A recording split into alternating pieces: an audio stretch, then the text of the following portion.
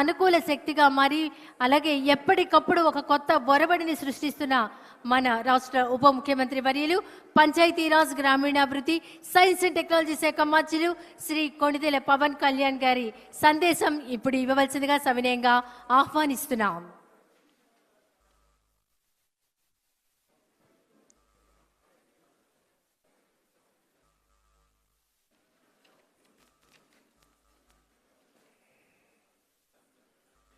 గౌరవ ముఖ్యమంత్రి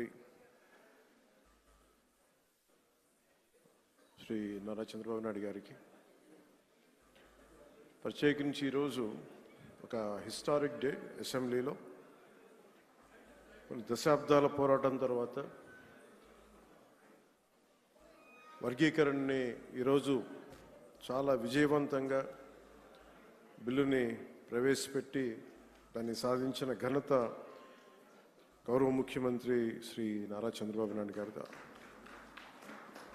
అలాంటి సక్సెస్ఫుల్ రోజున ఈ రోజున శాసనసభ్యులందరూ ఈ క్రీడా సమ్మేళనం తాలూకు మన ప్రైజ్ డిస్ట్రిబ్యూషన్ కానీ అలాగే ముఖ్యంగా ఈ కల్చర్ ప్రోగ్రామ్ చూస్తే నాకు నేను చేసిన గబ్బర్ సింగ్ సినిమాలో నా పోలీస్ స్టేషన్ సీన్కి వచ్చింది. చచ్చిపోయాను నిన్న. అంటే నేను ఎప్పుడు నా లైఫ్లో ఇన్ని దశాబ్దాలు అంటే కొంచెం మన అసెంబ్లీలో ఇన్ని దశాబ్దాలుగా ముఖ్యమంత్రి గారిని మన నారా చంద్రబాబు నాయుడు గారిని చూస్తున్నప్పుడు ఎప్పుడు ఆయన ముఖం ఇంత నవ్వుగా నేను నా జీవితంలో మన ఎవరూ చూడలేదు. అసలు ఎప్పుడు అంటే అంటే నవ్వే పరిస్థితులు ఉండవు. ప్రత్యేకించి ఇందాక మన గౌరవ శాసనసభ్యులందరూ కల్చరల్ ప్రోగ్రామ్స్ చేస్తూ ఉంటే ఒక నియోజకవర్గాన్ని బాధ్యత మోసే ఎమ్మెల్యేకి ఇన్ని బాధ్యతలు ఉంటే 175 నియోజకవర్గాలు ఆల్మోస్ట్ ఒక ఇన్ని పార్లమెంట్లు 25 పార్లమెంట్లు ఒక రాష్ట్రం ఇన్ని కోట్ల మంది జనం బాధ్యత మోసే వ్యక్తి నవ్వు రావడం అనేది ఉండదు. ఎప్పుడు లోపల ఎలా చేయాలి సమస్యను ఉంటుంది. అలాంటి వ్యక్తికి మీరు అలాంటి బలమైన నాయకుడికి మీరు నవ్వు కలిగించినందుకు మనస్ఫూర్తిగా మీకు చేతులెత్తి నమస్కరిస్తున్నాం. ఒక సింపుల్గా చెప్పాలంటే మీరు చేసిన performance simple I can say wow. అసలు ఎంత ఆనందాన్ని ఇచ్చిందంటే నేను మర్చిపోయాను. నేను అసలు అంటే నేను ఇంటికి వెళ్ళి కూడా కొన్ని రోజులు నవ్వుకునే పరిస్థితి ఉంది నాకు. అంటే ఇది ఎంత అంటే ఇది మన ఒక్కళ్ళకి ఆనందం కాదు. ఇది శాసనసభ్యులు అంటే ఎప్పుడు వ్యక్తిగత కక్షలు, గొడవలు, అరుపులు, కేకలు అన్న సంస్కృతి గత 5 సంవత్సరాలుగా చూసాం. అలాంటిది మనందరం విభిన్నమైన పార్టీలకు చెందిన వాళ్ళం, అందరం కలిపి ఎన్డీఏ కూటమి.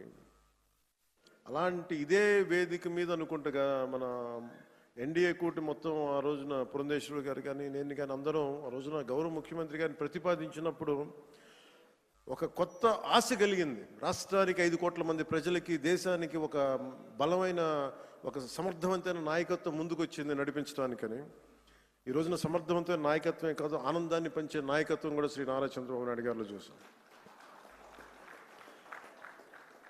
అసలు ఇలాంటి వేడుకని ముందుకు తీసుకెళ్లిన వ్యక్తి సహజంగానే ఆయనలో ఉండే ఒక గ్రేట్ హ్యూమర్ ఉంటుంది, హాస్యశీలి. శ్రీ చింతకాయ మన గౌరవనీయులు స్పీకర్ శ్రీ చింతకాయల అయ్యన్న పాత్రుడి గారి పాత్ర ప్రశంసనీయమైనది. ఎందుకంటే ఆయన కనుక పూనుకోకుండా కానీ ఉండుంటే ఇంత ఆనందాన్ని మనకి లభించే అవకాశం ఉండదు. మనస్ఫూర్తిగా చింతకాయల అయ్యన్న పాత్రుడి గారికి మనస్ఫూర్తిగా సందర్భంగా నేను ధన్యవాదాలు తెలియజేస్తాను. అలాగే గౌరవ అసెంబ్లీ చైర్మన్ శ్రీ కొయ్యి మోషన్ రాజు గారికి, అలాగే దుర్యోధనుడిగా మనందరిని ఆలోచించిన శ్రీ రఘురామకృష్ణరాజు గారికి, కమిటీ సభ్యులకి, స్పోర్ట్స్ డిపార్ట్మెంట్ అధికారులకి, కార్యక్రమాన్ని విజయవంతంగా నిర్వహించిన ప్రతి ఒక్కరికి నా హృదయపూర్వక కృతజ్ఞతలు. ఈ 3 రోజుల పాటు మన శాసనసభ్యులు cricket, tennis, shuttle, volleyball, kabaddi, athletics, tug of war అనే క్రీడల్లో ఉత్సాహంగా పాల్గొనే క్రీడా స్ఫూర్తిని ప్రదర్శించారు. నాకు దురదృష్టవశాత్తు ఏంటో నేను ఎప్పుడు నా క్రీడలు నాకు తెలియదు చిన్నప్పటి నుంచి కూడా. మొట్టమొదటిసారి నాకు కూడా ఒక ఆశ కలిగింది, నాకు కూడా చేయాలనిపించింది. మేము వచ్చే సంవత్సరం ఒక ప్రయత్నం చేస్తాను. ఈ పోటీలో విజయం సాధించిన సభ్యులందరికీ నా హృదయపూర్వక అభినందనలు. మీరు చూపించిన సహనశీలత కానీ, పట్టుదల కానీ, ఇది ఏదో సరదాగా ఇవన్నీ కంటే కూడా మనందరి మధ్య ఒక స్నేహపూర్వకమైన వాతావరణం, అంటే ఏదన్నా సమస్యలు వస్తే కలిసికట్టుగా పోరాడే ఒక ఐక్యతనిచ్చింది ఇది. అది నాకు చాలా చాలా ఆనందాన్ని ఇచ్చింది. అందరం పార్టీలకు అతీతంగా మర్చిపోయి సీనియారిటీ జూనియర్ని తారతమ్యాలని మర్చిపోయి అసలు ముందు తీసుకెళ్లిన విధానం, ఈ స్ఫూర్తి ఒక ఆంధ్రప్రదేశ్కి కాదు భారతదేశానికి కూడా ఒక స్ఫూర్తి అని మనస్ఫూర్తిగా నాకు నిజంగా చాలా ఆనందంగా అనిపించింది. అలాగే దీన్ని ముందుకు తీసుకెళ్లిన ప్రతి అంశాన్ని ముఖ్యంగా ముందుకు తీసుకెళ్లిన మా ఎమ్మెల్యేస్ అందరికీ కూడా స్పోర్ట్స్ అథారిటీ ఆంధ్రప్రదేశ్ క్రీడా సాధికార సంస్థ ఈ కార్యక్రమాన్ని విజయవంతంగా అందించిన సహాయానికి నా హృదయపూర్వక కృతజ్ఞతలు తెలియజేస్తాను. క్రీడా మైదానంలో ఏర్పాట్లు కావచ్చు, అవసరమైన క్రీడా సామాగ్రి, క్రీడాకారుల సౌకర్యాలు వంటి అన్ని విషయాల్లో వారు చేసిన కృషి చాలా చాలా ప్రశంసనీయం. శాప్ అధికారులు, కోచ్లు, మరి సిబ్బంది మన అందరి తరపున ప్రత్యేక ధన్యవాదాలు తెలియజేస్తూ, మీ అంకిత భావం వల్ల ఈ రోజున క్రీడా సమ్మేళనం ఇంత విజయవంతంగా సాగింది.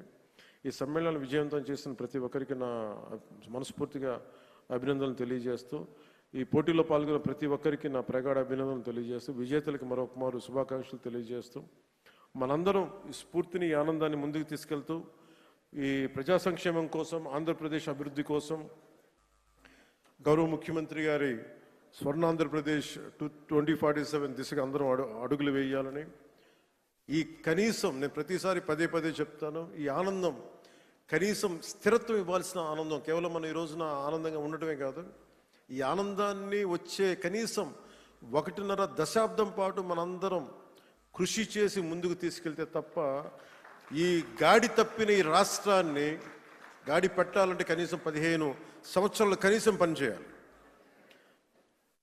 ఇది ప్రధానమంత్రి గారు 3వ ప్రధానమంత్రి అయ్యారు. అలాగే ఆయన 3 పర్యాలు నేను ముఖ్యమంత్రిగా చూడాలని నాకు మనస్ఫూర్తిగా నాకు ఆశయం, కోరిక కూడా. ఎందుకంటే ఆయన అనుభవాన్ని మనం ఎక్కడ కూడా అసలు పక్కన పెట్టలేం. సో ఆయన దగ్గర నేను మనస్ఫూర్తిగా ఈరోజు మరోమారు గౌరవ సభ్యులందరి తరపు నేను ముందు చెప్తున్నాను, ఆయన దగ్గర నుంచి నేర్చుకోవడానికి కానీ, ఆయన కింద పనిచేయడానికి కానీ నేను అనుక్షణం ఎప్పుడు సంసిద్ధంగా ఉంటానని తెలియజేసుకుంటూ, నాకు ఈ అవకాశాన్ని ఇచ్చిన ప్రతి ఒక్కరికి ధన్యవాదాలు తెలియజేసుకుంటూ, ముఖ్యంగా మీరు ఇంటికి వెళ్ళేటప్పుడు మీరు చాలా అనుభవాలు తీసుకెళ్తున్నాను. ఇందాక గౌరవ ముఖ్యమంత్రి గారు కూడా చెప్తా ఉన్నారు, వారిద్దరు గౌరవ మన సుందరపు విజయ్ కుమార్ మన ఇంకో శాసనసభ్యులు ఇద్దరు చేసింది, రాలిపోయే పువ్వా నీకు రాగాలి ఎందుకంటే, నేను అది గుండెల్లో నింపుకొని కారులో వెళ్ళే వరకు, ఇంట్లో పడుకుపోయే వరకు ఈరోజు అదే నవ్వుతూ ఉంటాను.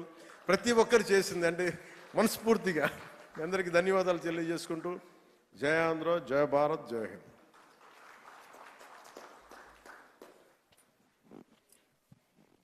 ధన్యవాదాలు సార్. తర్వాత శాసన సభాపతి గౌరవనీయులు శ్రీ చింతకాయల అయ్యన్న పాత్రులు వారిని